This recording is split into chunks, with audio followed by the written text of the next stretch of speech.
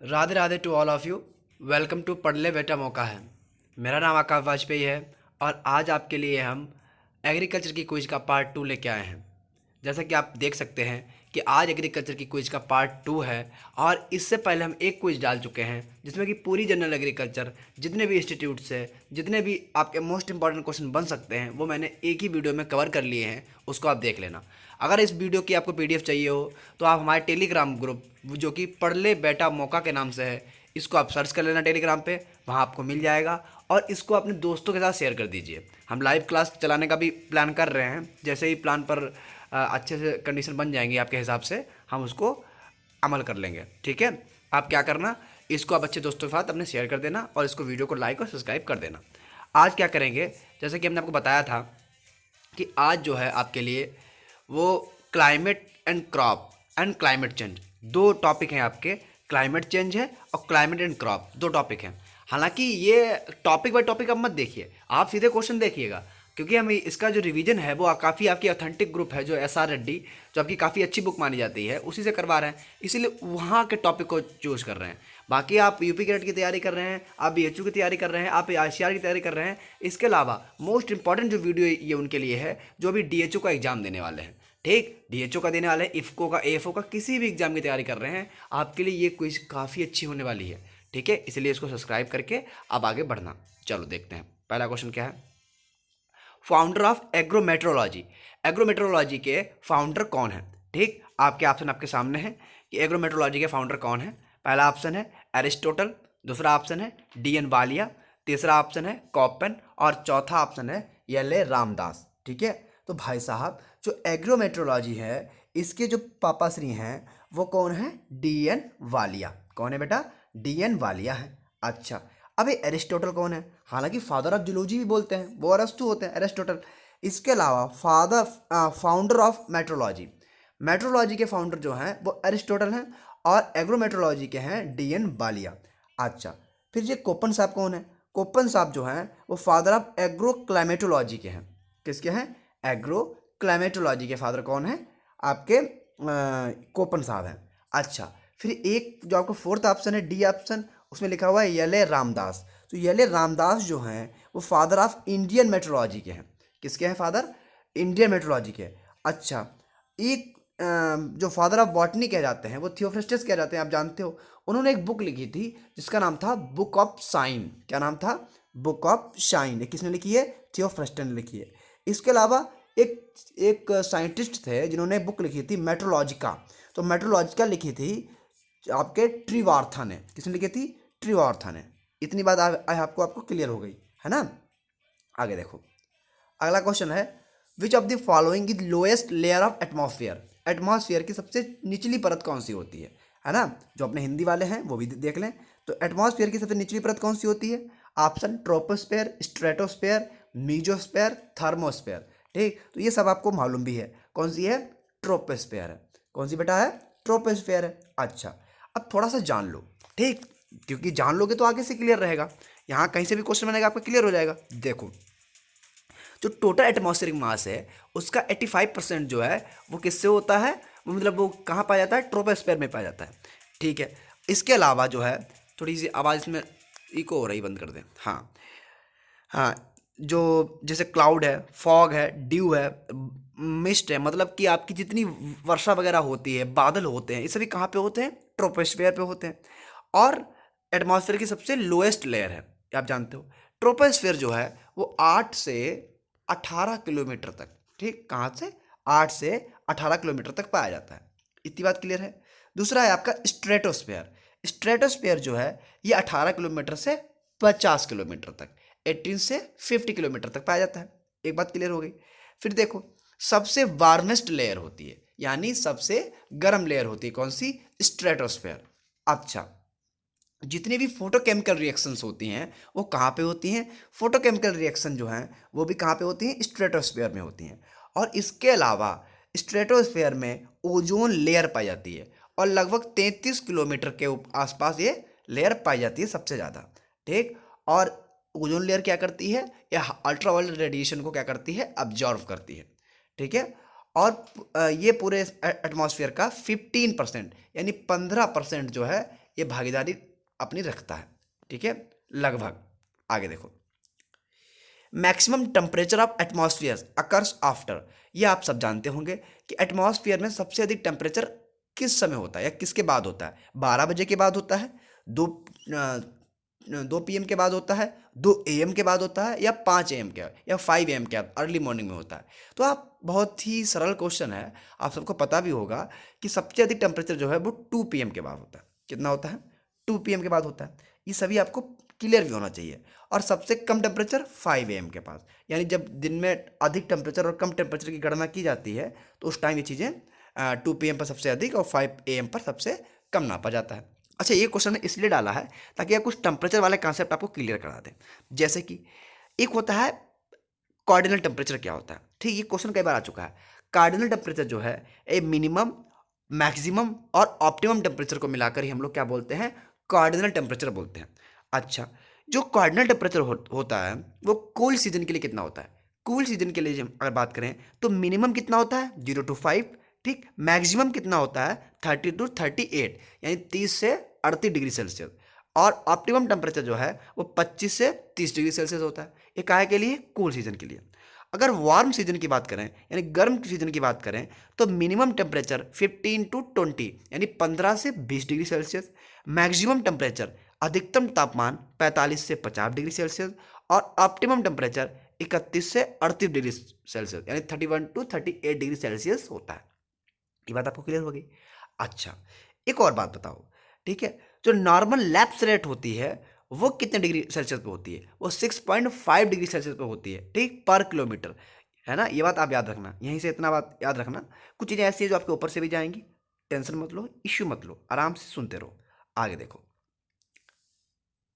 Most of the crop plants grow best at temperature, ज़्यादातर जो crop plant हैं वो किस टेम्परेचर पे अच्छे से ग्रो हो जाते हैं?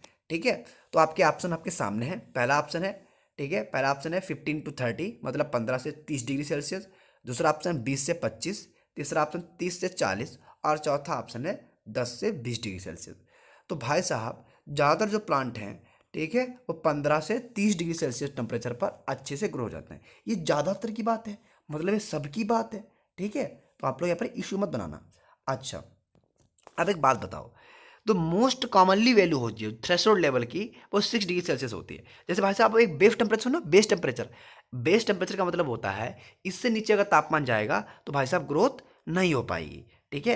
ये बात आप याद रखना, इसे हम लोग क्या बोलते हैं? बेस टेम्परेचर बोलते हैं, ठीक। तो वही जो बेस टेम्परेचर होता है, ठीक है, वो अगर गेहूं की बात करें, वीट की बात करें, तो 4.5 डिग्री सेल्सियस, 4.5 डिग्री सेल्सियस होता है, ठीक। राइस की, मेज की, पर्ल मिलेट की, यानी राइस को क्या बोलते हैं? धान की, है ना, बाजरा की, मक्का की जो बेस टेम्परेचर होता है वो 10 डिग्री सेल्सियस होता है, ठीक है। और इसके अलावा अगर आपसे ये पूछा जाता है टेम्परेचर से, ये क्वेश्चन काफ़ी ज़्यादा उठता है कि भाई साहब जो आप लोग नोड्यूल देखते हो, है ना, सॉइल के अंदर जो नोड्यूल फॉर्मेशन होता है, जो ग्रंथ बनते हैं, उनके लिए टेम्परेचर कितना होना चाहिए? तो 24 डिग्री सेल्सियस होना चाहिए। कितना? 24 डिग्री सेल्सियस।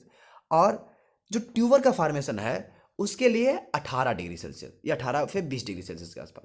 अच्छा, कितने डिग्री टेम्परेचर पे ट्यूबर का फॉर्मेशन रुक जाता है? तो 29 डिग्री टेम्परेचर पर, ठीक। इतना आप याद रखना, जितने आसपास के क्वेश्चन हमको याद आते जाएंगे उतना बताते जाएंगे। आगे देखो,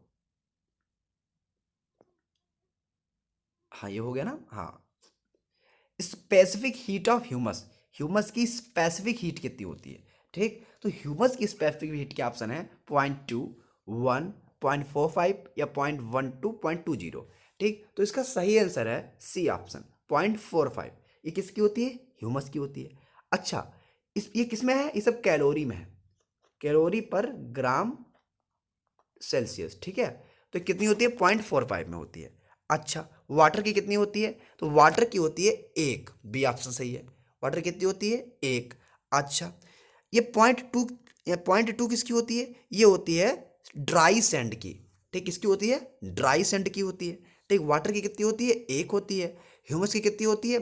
0.45 होती है ना। इसके अलावा जो मिनरल सॉइल होती हैं, इनकी जो होती है 0.18 से 0.20 होती है, ठीक। जो डीएचओ की तैयारी कर रहे हैं उनके लिए बहुत अच्छी चीज़ है, आप लोग यहाँ से अपना रिवीजन कर सकते हो, ठीक। इकोनॉमी का रिवीजन आपका पूरा हो जाएगा। आगे देखो, unit of relative humidity, relative humidity की यूनिट क्या होती है, ठीक है। तो रिलेटिव ह्यूमिडिटी की यूनिट होती है, आपके ऑप्शन है ए ऑप्शन ग्राम पर मीटर क्यूब, ग्राम पर किलोग्राम, परसेंटेज या नॉन ऑफ अबव, ठीक है। तो इसका सही आंसर है परसेंटेज। रिलेटिव ह्यूमिडिटी की क्या होती है, परसेंटेज होती है। अच्छा, पहला ऑप्शन है ग्राम पर मीटर क्यूब। तो ग्राम पर मीटर क्यूब जो है ये किसकी होती है, ये होती है एब्सोल्यूट ह्यूमिडिटी की। किसकी होती है, एब्सोल्यूट ह्यूमिडिटी की होती है। ग्राम पर किलोग्राम किसकी होती है, ये होती है इस स्पेसिफिक ह्यूमिडिटी की, ठीक। ये एब्सोल्यूट ह्यूमिडिटी की या स्पेसिफिक ह्यूमिडिटी की। अच्छा, यूनिट की बात करें तो कुछ यूनिट ऐसी होती हैं जो आपके एग्जाम में जनरली पूछ ली जाती हैं, ठीक, जो टाइम टाइम पे हमने बताई भी हैं लेकिन जनरली आपको पता भी होती है। जैसे टेम्परेचर की यूनिट क्या होती है, डिग्री सेल्सियस होती है, ठीक। वेपर प्रेशर की यूनिट क्या होती है, आपकी एचजी होती है ना, या एमएम होती है। रिलेटिव ह्यूमिडिटी क्या होती है, परसेंटेज होती है। विंड डायरेक्शन की क्या होती है, डिग्री होती है, ये 0 to 360 डिग्री तक जाता है। अच्छा, विंड स्पीड की क्या होती है, किलोमीटर पर हावर। विंड स्पीड की क्या होती है, किलोमीटर पर हावर। रेनफॉल या एवेपोरेशन की क्या होती है, रेनफॉल या एवेपोरेशन की होती है मिलीमीटर पर डे, ठीक है। ब्राइट सनशाइन ड्यूरेशन की क्या होती है, हॉवर्स होती है, ठीक। क्लाउड कवर की क्या होती है, ऑक्टा होती है, ये मोस्ट इंपॉर्टेंट है। क्लाउड कवर की यूनिट क्या होती है, ऑक्टा होती है, ठीक। और एटमॉस्फेरिक प्रेशर की क्या होती है, मिली बार। एटमॉस्फेरिक प्रेशर की क्या होती है, मिली बार होती है। आगे देखो, इंटरिक फर्मेंटेशन इन रूमिनेंट एनिमल। रूमिनेंट एनिमल में इंटरिक फर्मेंटेशन होता है तो कितनी ग्रीन हाउस गैस निकलती है, फाइल लिखना भूल गया हम, थोड़ा सा टाइपिंग में दिक्कत हुई। कितनी होती है भैया, अब देखो ऑप्शन है आपके 59, ठीक, टू 23 डिग्री, 23%, 22% या 5%। तो इंटरिक फर्मेंटेशन से एनिमल से 59% ग्रीन हाउस का इमिशन होता है। अब देखो दूसरा ऑप्शन है 23। तो 23 जो होती है ये मेथेन इमिशन होता है किससे, रूरल एनिमल्स से, ठीक। रूमिनेंट एनिमल से कितनी होती है, पूरी ग्रीन हाउस से 59, और उसमें मेथेन कितनी निकलती है रूरल एनिमल से 23 डिग्री से 23%। अच्छा, तो फिर ऑप्शन है 22 ऑप्शन की जगह इस ऑप्शन को आप 1 2 कर लीजिए ताकि आपको एक क्वेश्चन याद आगे बता दें, ठीक। हालांकि एक ऑप्शन मैंने ऐसे डाल दिया। 12% जो है वो निकलती है इमिशन फ्रॉम सॉयल, सॉयल से जो इमिशन होता है वो 12% होता है, ठीक है। और 5% किससे होता है, नाइट्रस ऑक्साइड किससे निकलता है, फर्टिलाइजर और मैन्योर से। जैसे आप ग्रीन हाउस गैस में जानते हो मेथेन आती है, N2O आती है, नाइट्रस ऑक्साइड आती है ना, वो सॉरी नाइट्रोजन ऑक्साइड आती है, ठीक, या फिर नाइट्रस ऑक्साइड बोलते हैं। इसके अलावा मेथेन आती है, कार्बन डाइऑक्साइड आती है, क्लोरोफ्लोरोकार्बन आती है, ये सभी आती है ग्रीन हाउस गैस, ठीक है। तो भाई साहब उसमें जो नाइट्रस ऑक्साइड है वो 22% कहाँ से निकलती है, फर्टिलाइजर और मैन्योर से निकलती है, ठीक। 5%, सॉरी 22% नहीं 5%। फिर एक क्रॉप रेजिड्यू से कितने निकलती है, तो 1% क्रॉप रेजिड्यू से ग्रीन हाउस गैस का इमिशन होता है। तो ग्रीन हाउस गैस का इमिशन इंटरिक फर्मेंटेशन जो रूमिनेंट एनिमल होते हैं, जो जुगाली करने वाले एनिमल होते हैं, उनसे कितनी निकलती है, 59 निकलती है, ठीक है। 23 किससे निकलती है, ये जो मेथेन निकलती है किनसे, रूरल एनिमल से निकलती है। 12% किससे निकलती है, ये इमिशन फ्रॉम सॉयल, सॉयल से निकलता है, ठीक। 5% जो है ये नाइट्रस ऑक्साइड निकलती है किससे, फर्टिलाइजर और मैन्योर से। और क्रॉप रेजिड्यू से कितना निकलता है, 1% निकलता है, ठीक। थोड़ी रटने वाली चीज़ें हैं। अभी 2 3 टॉपिक आपके थोड़े बोरिंग हैं, उसके बाद टॉपिक हम आगे कवर करेंगे, लेकिन ये टॉपिक भी जरूरी है, बेसिक टॉपिक हैं, तो इनको आप अच्छे से कवर करते रहिए, ठीक, सुनते रहिए एटलीस्ट। आगे देखो, Kyoto protocol came into force. Kyoto protocol जो है ये कब आया था, है ना, ये क्वेश्चन कई बार आपके एग्जाम में भी आ चुका है कि काइटो प्रोटोकॉल किससे रिलेटेड है, काइटो प्रोटोकॉल कब आया था, ठीक है। तो काइटो प्रोटोकॉल भाई साहब क्या है, एक इंटरनेशनल एग्रीमेंट है, काहे के लिए, कलेक्टिव इमिशन रिडक्शन के लिए। जो ग्रीन हाउस गैस का इमिशन होता है उसको कम करने के लिए एक कलेक्टिव एग्रीमेंट है, जो कि इसे हम लोग काइटो प्रोटोकॉल बोलते हैं। ये एग्रीमेंट जो है कब आया था, पहले ये बताओ, फोर्स में कब आया था, याद रखना। ऑप्शन 2005, 1997, 1998 और 1989 है, ठीक। तो भाई साहब जो फोर्स में आया था, ठीक, देखो एक होता है इफेक्ट, आपके एग्रीमेंट रीच कब हुआ था, अब एक भाई साहब फोर्स में, तो फोर्स में आया था, ठीक, 2005 में, फरवरी फरवरी 2005 में आया था, ठीक। ये जापान में हुई थी, आप जान जान काइटो मतलब जापान से रिलेटेड है। अच्छा, लेकिन जो भाई साहब ये रीच कब हुआ था, तो 1997 में ये इसके बारे में बातें होने लगी थी। मतलब ये पास कर दिया गया था, लेकिन सही से जो लागू हो पाया वो 2005 में हो पाया।